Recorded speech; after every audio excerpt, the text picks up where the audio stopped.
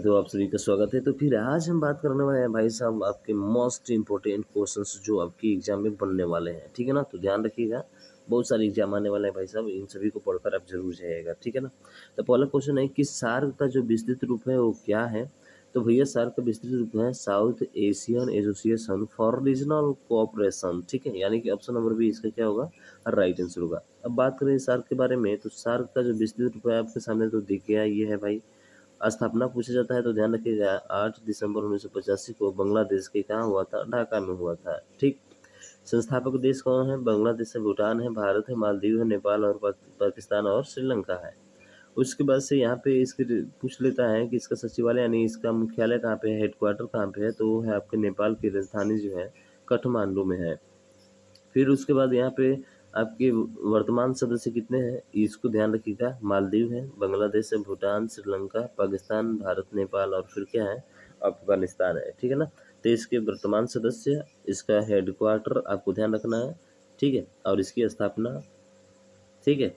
बात करें अब नेक्स्ट क्वेश्चन की, अगला है कि 1 टेराबाइट कितने मेगाबाइट के बराबर होता है। तो देखिए 1 टेराबाइट जो होता है 1024 गुणे 1024 के बराबर होता है, यानी कि ऑप्शन नंबर डी इसका राइट आंसर होगा।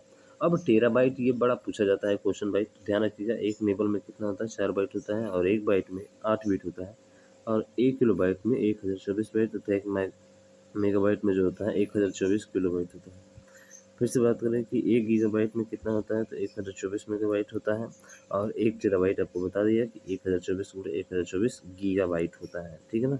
इसको ध्यान रखना है, पूछिएगा यहाँ से क्वेश्चन एक जरूर, आप इसको ध्यान रखेंगे। अगला देखिए, अगला है कि भारतीय संविधान को कब अंगीकृत किया गया था। तो सभी को पता है भाई साहब, लेकिन बहुत लोग इसको गलती करेंगे, बहुत लोग इसको मारेंगे, बहुत लोग इसको मारेंगे, पर ये वाला क्या होता है, गलत होता है, और ये वाला क्या होगा, सही होगा।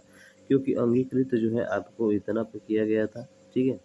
यानी कि आंशिक रूप से लागू की बात करें तो यहाँ पे हुआ था, और पूर्ण रूप से लागू की बात करें तो ये यहाँ पे हुआ था। यानी कि पूर्ण रूप से लागू हो गया था कब, 26 जनवरी 1950 को। और यहाँ पे 26 जनवरी 1950 को जो अनुच्छेद जो थे पूछे जाता है, 395 अनुच्छेद थे, ठीक है। 8 अनुसूचियाँ थी, और 22 क्या थे, 22 भाग आपके थे, ठीक है ना। 22 क्या थे, भाग थे। आज इस तरह बात है, आपको ध्यान रखनी है, ठीक है। फिर देखिए अगले क्वेश्चन की तरफ। अगला है कि भारतीय संविधान में फर्स्ट पास्ट द पोस्ट सर्वाधिक मत प्राप्त व्यक्ति की विजय का प्रावधान जो है किस देश के संविधान से अंगीकृत किया गया था। तो ये किया गया था कि ब्रिटेन से। और संसदीय शासन व्यवस्था जो है कहाँ से ली गई है आपकी, ब्रिटेन से ही तो ली गई है ना। संसदीय शासन प्रणाली जो ली गई है वो कहाँ से ली गई है, ब्रिटेन से ली गई है। और यहीं पे हम ब्रिटेन की और बात करें तो एकल नागरिकता बहुत बार पूछा जाता है, ब्रिटेन से एकल नागरिकता भी लिया गया है। क्या लिया गया है भाई, एकल नागरिकता भी लिया गया है। आयरलैंड की बात करें तो यहाँ से नीति निर्देशकता तो बहुत बार पूछा जाता है, ध्यान रखिएगा। आयरलैंड से नीति निर्देशकता तो लिया गया है। बात करें हम लोग फ्रांस से, तो फ्रांस से गणतंत्रात्मक लिया गया है। प्रस्तावना में स्वतंत्रता, समता और बंधुता लिया गया है, ठीक है। तो प्रस्तावना में स्वतंत्रता, समता और गणराज्य जो है कहाँ से लिया गया, फ्रांस से, ठीक है। बहुत बार पूछा जाता है। फिर संयुक्त राज्य अमेरिका की बात करें तो यहाँ से मौलिक अधिकार भाई बहुत बार पूछा जाता है कि मौलिक अधिकार कहाँ से लिया गया है, तो ध्यान रखिएगा संयुक्त राज्य अमेरिका से लिया गया है। और बात करें कि राष्ट्रपति का निर्वाचन जो है यहाँ से है, उपराष्ट्रपति का निर्वाचन भी यहाँ से है, उच्चतम न्यायालय और उच्च न्यायालय के न्यायाधीशों की नियुक्ति भी यहीं से है, ठीक है। उसके बाद से पुनरावलोकन है, समझ रहे ना। फिर राष्ट्रपति पर जो महाभियोग लगता है अनुच्छेद 61 के तहत जो है, तो वो आपका कहाँ से लिया गया है, संयुक्त राज्य अमेरिका से लिया गया। बहुत सारे जो है यहाँ से क्वेश्चन बनते हैं, आप इनको ध्यान रखना है, जो बोले भाई नोट कर लीजिएगा, ठीक है। अगला, भारतीय संविधान की किस अनुसूची में राज्यों और केंद्र शासित प्रदेशों और उनके क्षेत्राधिकारों की सूची में शामिल है। तो देखिए ये जो शामिल है क्षेत्राधिकारों की बात करें तो ये किस में शामिल है बताइए। तो देखिए एसपी की शपथ लेकर एसपी की शपथ लेकर अनुसूची क्षेत्र 5 देखने चल दिए, अनुसूची क्षेत्र 5 देखने चल दिए, वहाँ जनजाति की शक्ति और भाषा देख, ठीक है। तो ये इसकी ट्रिक्स होती हैं जो आप इसको आसानी से याद रख सकते हैं। तो ये बात करें तो ये है, ध्यान रखिएगा आपके 12वीं में, किसमें है, 12वीं अनुसूची शामिल है। ऐसे तो भारत में कुल देखा जाए तो 12 अनुसूचियाँ, 8वीं अनुसूची में क्या शामिल है, तो 8वीं अनुसूची में भारत की 22 भाषाओं का उल्लेख किया गया है। बात करें 12वीं में तो संविधान के बारे में अनुसूची में शहरी, क्षेत्रीय, स्थानीय स्वशासन और संस्थाओं को कार्य करने के लिए कुल 18 विषय प्रदान किए गए हैं। ठीक है ना। तो पहली अनुसूची भारतीय संविधान की पहली अनुसूची में भारत के राज्यों यानी 28 राज्य और केंद्र शासित प्रदेशों के बारे में बात की गई है। फिर पांचवी बात करें तो भी इसमें विभिन्न अनुसूचित क्षेत्रों और अनुसूचित जनजाति के प्रशासन और नियंत्रण के बारे में उल्लेख किया गया है। ठीक है। और प्रश्न क्या था, जो है केंद्र शासित प्रदेश और उनके अधिकारों की सूची के जो है शामिल किया गया है, तो वो किस में किया गया है भाई साहब, वो पहली अनुसूची में किया गया है। ठीक है। तो ध्यान रखेंगे केंद्र शासित प्रदेश और उनके क्षेत्रों की सूची में शामिल किया गया है। ठीक है। तो यहाँ पे दिया भी गया है आपकी पहली अनुसूची में जो है केंद्र शासित प्रदेश और उनके क्षेत्रों की सूची में शामिल किया गया है। ध्यान रखिएगा पहली अनुसूची इसका राइट आंसर हो जाएगा। फिर बात करें अगले क्वेश्चन की। अगला क्वेश्चन ये रहा, लोकसभा में उन सदस्यों की कुल संख्या कितनी होती है जिन्हें राज्यों के विभिन्न चुनाव क्षेत्रों में सीधी जनता द्वारा चुना जाता है। तो सीधे जनता द्वारा जो चुना जाता है, बहुत लोग मारेंगे 550 पे, लेकिन ये भाई साहब नहीं है। हालांकि लोकसभा में अधिकतम संख्या 552 होती है, आपको पता है ना, 2 एंग्लो इंडियन होता है, यानी कि देखा जाए तो 550 ही होगा, लेकिन जो राज्यों के विभिन्न चुनाव से जोड़ जाते हैं ना, वो होते हैं आपके 530, यानी कि ऑप्शन नंबर सी इसका राइट आंसर होगा। देखिए तो यहाँ पे दिया भी गया है कि लोकसभा में अधिकतम संख्या 552 निर्धारित की गई थी, जिसमें 530 सदस्य जो है राज्यों के विभिन्न चुनाव क्षेत्रों से होंगे और 20 सदस्य संघ शासित प्रदेश से, ध्यान रखिएगा, 20 यूनियन टेरिटरी से होंगे, 2 सदस्य राष्ट्रपति द्वारा एंग्लो इंडियन में चुना जाता था। और एंग्लो इंडियन का पूछा जाता है तो ध्यान रखिएगा 104वें संविधान संशोधन अधिनियम 2019 द्वारा भारत की संसद और राज्य विधानमंडलों में एंग्लो इंडियन आरक्षित सीटों को समाप्त कर दिया गया है। किसके द्वारा? 104वें संशोधन के द्वारा। कब हुआ था? 2019 में, और इसको समाप्त कर दिया गया है। अब लोकसभा में जो अधिकतम सीटों की संख्या है 550, जो कि मैंने आपको पहले ही बताया था। ठीक है। अगला देखिए, भारतीय राजनीतिक गठबंधन एनडीए का पूर्ण रूप क्या है? बहुत लोग समझेंगे एनडीए का मतलब होता है नेशनल डिफेंस एकेडमी, पर ये गलत है भाई साहब। राजनीतिक तौर पे देखा जाए तो बीजेपी की है, और इसका मतलब होता है राष्ट्रीय जनसंघीय गठबंधन, यानी कि ऑप्शन नंबर बी इसका राइट आंसर हो जाएगा।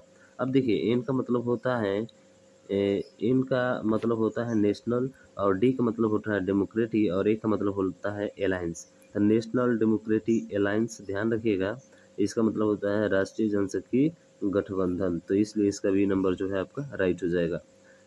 ठीक है। तो ध्यान रखिए भारतीय राजनीतिक गठबंधन का पूर्ण रूप है राष्ट्रीय जनतांत्रिक गठबंधन। सॉरी, यहाँ पे थोड़ा सा ध्यान रखिएगा, राष्ट्रीय जनतांत्रिक है ना, हाँ डेमोक्रेटिक है। ठीक है। तो डेमोक्रेटिक है तो थोड़ा सा ध्यान रखिएगा, राष्ट्रीय द्रविड़, सॉरी ये भी नहीं हुआ, डी वाला राष्ट्रीय जनतांत्रिक गठबंधन, यानी कि ऑप्शन नंबर डी का राइट आंसर होगा। ये सभी गलत होंगे आपके। ठीक है ना। तो ध्यान रखिएगा इसको थोड़ा सा। इसका नेतृत्व तो भारतीय जनता पार्टी करती है, और इसके समय में वर्तमान राष्ट्रीय अध्यक्ष जेपी नड्डा है। ध्यान रखिएगा एनडीए का अध्यक्ष कौन है? जेपी नड्डा है। और इसकी स्थापना कब हुई थी? तो 6 अप्रैल 1980 में हुई थी, और इसका मुख्यालय कहाँ पे है? नई दिल्ली में है। बहुत बार पूछा जाता है। ठीक है। अगला, निम्नलिखित में से किस शहर को ब्लू सिटी के नाम से भी जाना जाता है? देखिए एक पिंक सिटी होता है, जैसे जयपुर को हम लोग कहते हैं ना, अब ब्लू सिटी किसको कहते हैं? जोधपुर को कहते हैं। तो अजमेर का भी रोल होगा, बीकानेर का भी रोल होगा, बिल्कुल देख लीजिए यहाँ पे। जोधपुर को ब्लू सिटी के नाम से जानते हैं, जयपुर को पिंक सिटी, अजमेर को राजस्थान का हृदय, ध्यान रखिएगा, बीकानेर को ऊँटों का देश। ठीक है ना। तो इसमें बहुत महत्वपूर्ण है, ध्यान रखिएगा। अगला, कि थीम आधारित करेंसी नोट के संबंध में नई नीति के अनुसार 200 रुपये के नोट पर छपा भारत की संस्कृति विरासत प्रतीक है। तो वो है आपका सांची का स्तूप। 200 का नोट पे कौन सा है भाई? सांची का स्तूप है, जो गुजरात में है। आपको पता है ना सांची का स्तूप। चलिए बाकी और भी नोटें होती हैं, उनके बारे में जानिए। 200 में सांची का स्तूप है, 500 में दिल्ली का लाल किला है, 2000 पे मंगलयान है, 100 पे रानी की वाव है, 50 पे हम्पी का रथ है। 20 पे बात करें तो एलोरा की गुफा है, और कोणार्क सूर्य मंदिर किस पर है? 10 पर है। ठीक है ना। बहुत ही क्वेश्चन महत्वपूर्ण है भाई साहब, इसको ध्यान रखेंगे। अगला, निम्नलिखित में से किस प्रक्रिया के लिए एमएस ऑफिस Ctrl+Z कमांड दिया जाता है? तो ध्यान रखिएगा वो दिया जाता है अनडू के लिए। और एमएस ऑफिस में बात करें और भी की पॉइंट तो आपको दिया गया है, जैसे कि Ctrl+Z हो गया अनडू के लिए, करने के लिए, पीछे करने के लिए। ठीक है, मानी जो गया है फिर से उसको वापस लाने के लिए। बी का मतलब होता है पेस्ट करने के लिए, सी का मतलब होता है कॉपी करने के लिए, एक्स का मतलब होता है कट करने के लिए, और एस का मतलब होता है फाइल में सेव करने के लिए, और एच का मतलब होता है डॉक्यूमेंट में शब्द को रिप्लेस करने के लिए। ठीक है ना। तो ये इतने सारे व्याख्या कहाँ मिलने वाला है भाई साहब आपको। अगला देखिए, मानव शरीर का निम्नलिखित में से कौन सा भाग रक्त द्वारा शरीर के शीर्ष भागों में लाई गई कार्बन डाइऑक्साइड गैस का निष्कासन करता है? तो उसका नाम है आपका एल्विलाई जिसको बोलते हैं वायु कोष्ठिका, यहाँ पे ही होता है। तो ऑप्शन नंबर डी इसका राइट आंसर हो जाएगा। तो देखिए एल्विलाई या वायु कोष्ठिका मानव श्वसन तंत्र में गैसों का विनिमय केंद्र है। बहुत बार पूछा जाता है मानव फेफड़े का मुख्य कार्य इन्हीं वायु कोष्ठिकाओं से ही होता है, तो ध्यान रखिएगा मुख्य कार्य जो होता है इसी से होता है। और इनका आकार बिल्कुल अंगूर के गुच्छे के समान होता है। किसे होता है बेटा? अंगूर के गुच्छे के समान होता है। और वायु कोष्ठिकाएं रक्त द्वारा शरीर के शेष भागों में लाई गई कार्बन डाइऑक्साइड गैस का क्या करती हैं? निष्कर्षण करती हैं।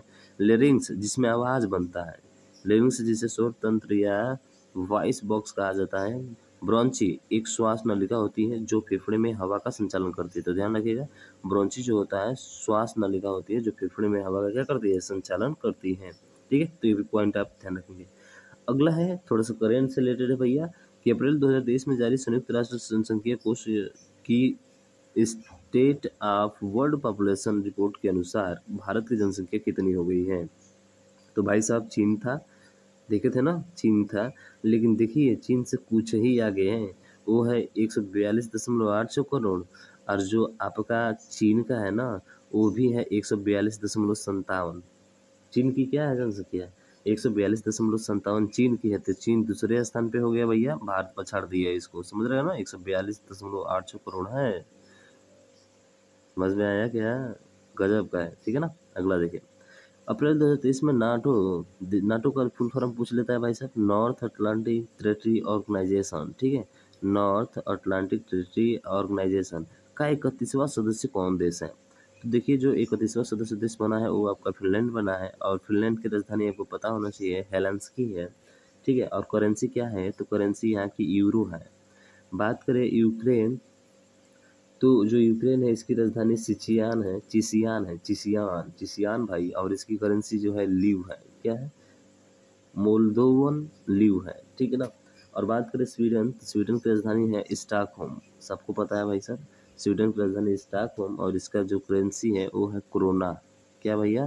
क्रोना, ठीक है। और लागोस नाइजीरिया का एक जो है भाग है, ठीक है, लागोस, इसको आप ध्यान रखेंगे। बाकी ये तीन जो आप लीजिए अच्छे से ध्यान रखेंगे। अगला देखिए मार्च 2023 में जारी वैश्विक आतंकवाद सूचकांक 2023 में भारत को जो है कौन सी रैंक प्रदान की गई है?